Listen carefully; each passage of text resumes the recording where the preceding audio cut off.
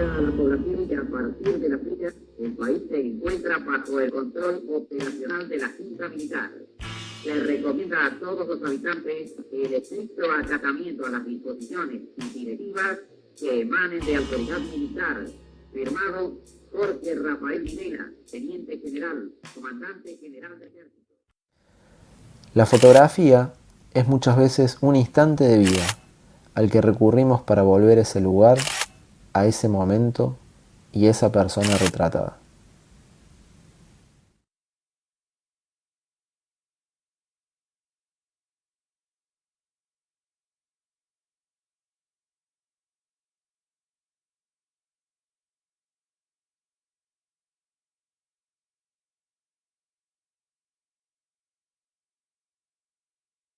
¿Qué tal? Yo soy Eugenia Caseta Buenanueva. Soy hija de una desaparecida durante la última dictadura militar. Mi mamá era enfermera intensivista y era militante de la JP.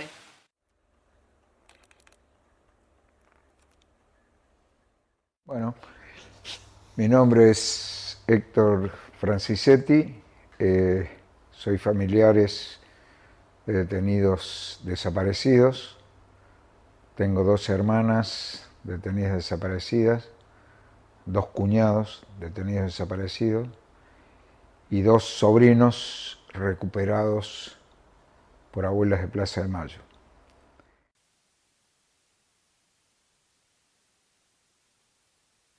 Soy Graciela Lescano,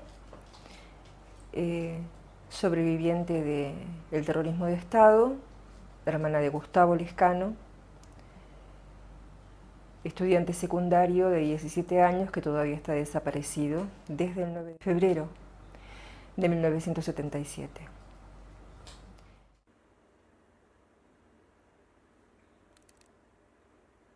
Bueno, nosotros en ese momento era como común, ¿no? Formar una pareja, querer tener un hijo, era algo de la época, así como también era de la época la participación política, la militancia, el pensar que otro mundo era posible, el tener ideales, las utopías, la solidaridad, la generosidad, cosas que a veces uno habla de todos esos valores y lo confronta con él hoy y parece que nunca hubieran existido, pero sin embargo era muy común en ese momento, ¿no? Y bueno, y a él el 13 de septiembre de 1976 lo secuestran de la fábrica donde estaba trabajando.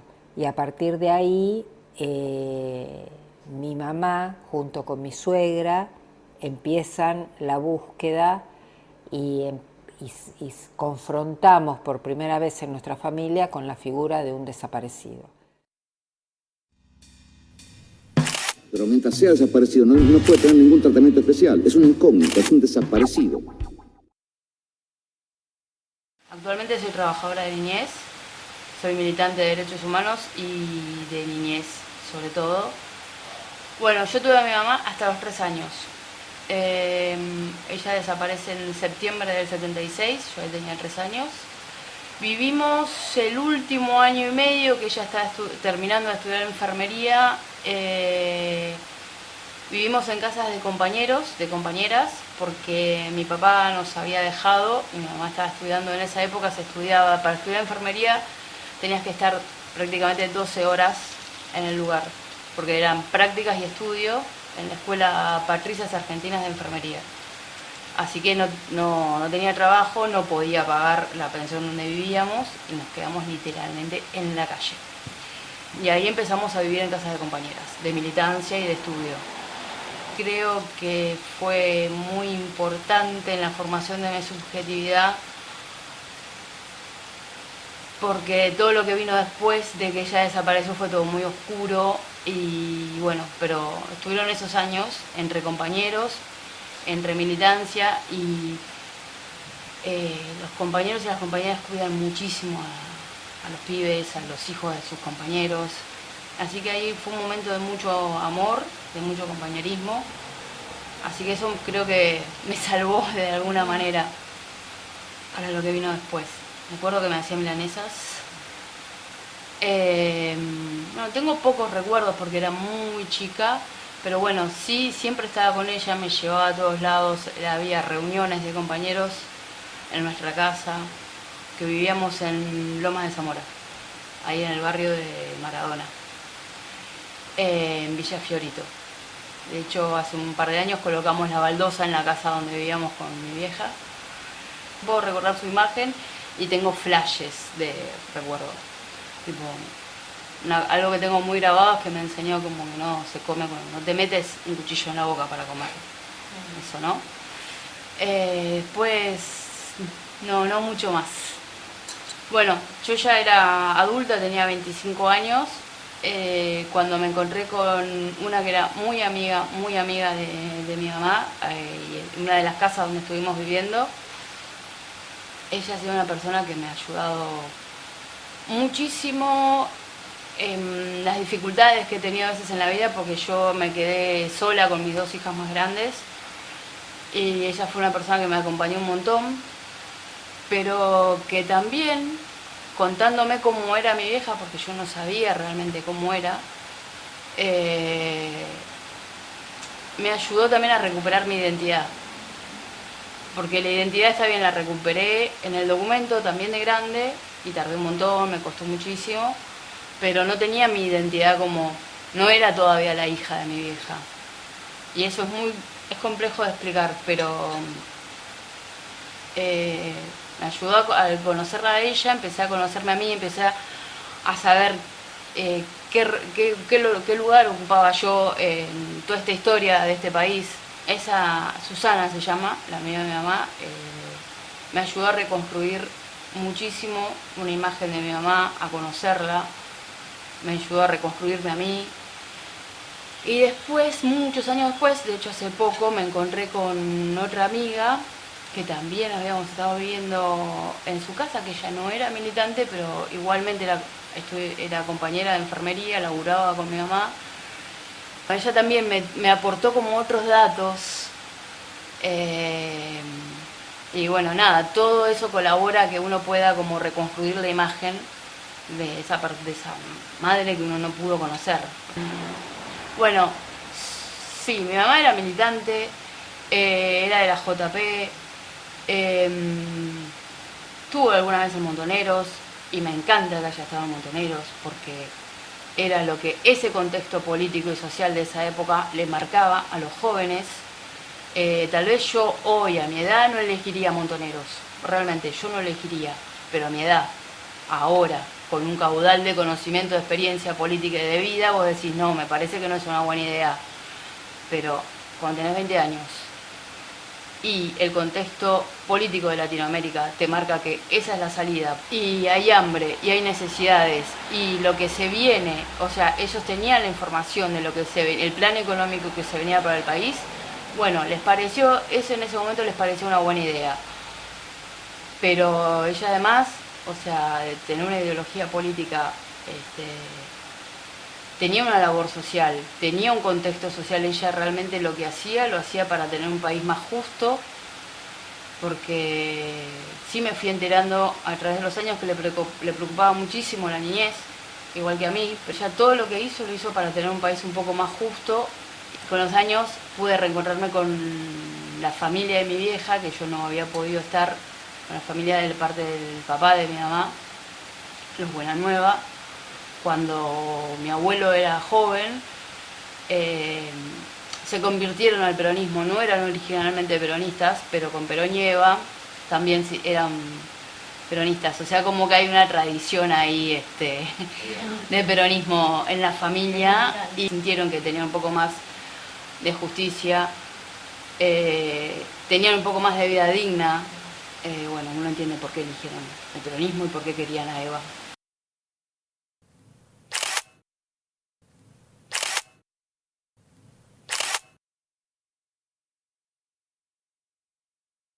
A los 20 años yo empecé a militar en la ciudad de Córdoba, siguiendo los pasos de mis hermanas mayores, Elda María, se involucró profundamente en la militancia estudiantil. Ella estudiaba ciencias económicas, se fue a estudiar a Córdoba y bueno, su compromiso con lo social y con lo político se manifestó rápidamente. Como estudiante de esa década, fue parte del Cordobazo. Luego se fue mi hermana, la mayor, Noemí Graciela. Ella también se fue, estudiaba filosofía y letra. Había sido docente rural. Tras esos pasos me fui yo para Córdoba con intención de estudiar abogacía. Empecé a trabajar en una zapatería, en comercio, en el sindicato de comercio, me afilié al sindicato de comercio y también empecé a militar y luego con el advenimiento de las Tiri y Perón y López Rega, yo caigo preso. Durante 7 años estoy preso. ¿En qué año? Soy junto con 2 compañeros más, Gustavo Tisera y Eduardo Schiavoni, somos los primeros presos políticos de esa nueva etapa que se abría de pelea y de lucha por salarios, por mejores condiciones de vida y por un cambio revolucionario. Tanto Noemí como Elda y como yo fuimos parte del Partido Revolucionario de los Trabajadores y del Ejército Revolucionario del Pueblo. Y mis hermanas ya para esa época habían tenido todo un recorrido. Elda había estado presa y había sido liberada en el año 73 con Cámpora, el 25 de mayo. Había sido parte del grupo de presos que estuvo en Rawson y luego detenida desaparecida el 23 de mayo de 1977. En el caso de Noemí, se quedó en Córdoba, ella militaba, trabajaba, tenía su familia y fue asesinada entre la noche del 23 de marzo y la noche del 24 de marzo de 1976 por la Policía Federal en la ciudad de San Vicente. Como ejemplo de la generación diezmada, ¿qué me toca a mí? Me toca el exilio, gracias a las gestiones que hace mi padre, y bueno, consigue que me den asilo en Suecia. En ese momento estabas preso. Estaba preso a disposición del Poder Ejecutivo. Estaba preso, ya había hecho un periplo por las cárceles, como la mayoría de los más de 10.000 presos políticos que tiene la Argentina, y ahí me dan la opción para irme a Suecia, lo que me permite recuperar la libertad y recuperar mucho de la vida, ¿no? Mis hermanas, mi hermana mayor era la que comandaba al trío de hermanos en nuestra infancia y en nuestra juventud, y bueno, era la que nos marcaba las conductas y que estaba bien y que estaba mal ya en aquella época. Y bueno, así se preocupaba para que nosotros en cada cumpleaños tuviéramos la torta, en las fotos, en cada fiesta hubiera algo en la mesa en casa.